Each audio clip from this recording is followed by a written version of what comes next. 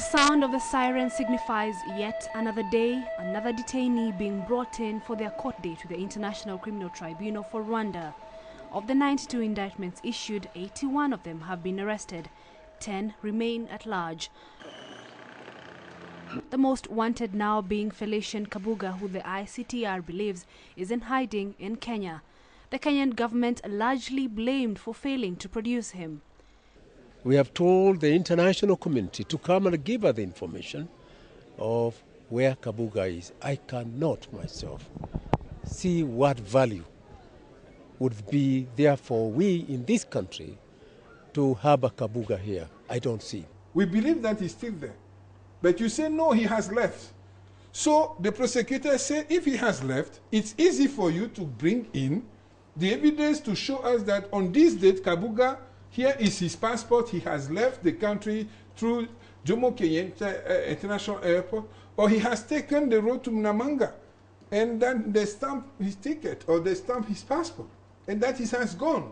But if you don't bring any such documents, how can we trust you when we know that you welcome him in the first place? After some interval, of course, happily, we have revived the medium of following up that particular case. The Joint Task Force has been revived between ICTR and the Kenya government following a visit I made to Nairobi towards the end of last year. And that task force is working on that particular project now. Do you plead guilty or not guilty? 55 cases have been completed, with only 8 of them acquitted.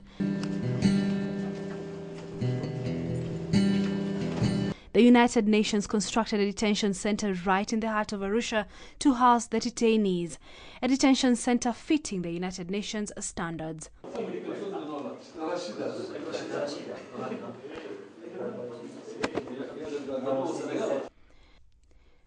We get to see the people behind names we've only previously heard of and read about. Detainees facing all manner of charges, from genocide, extermination and rape.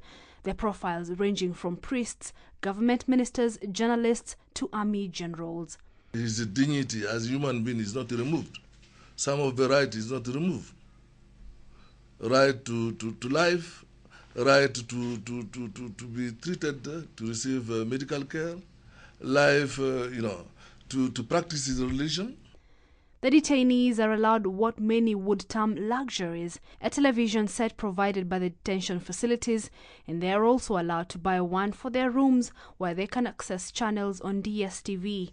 But that aside, they are allowed 1 hour to exercise their conjugal rights for every visit from their spouses. We allow them to communicate with their family by phone, receiving phone calls from the family members, 10 minutes per week, per call.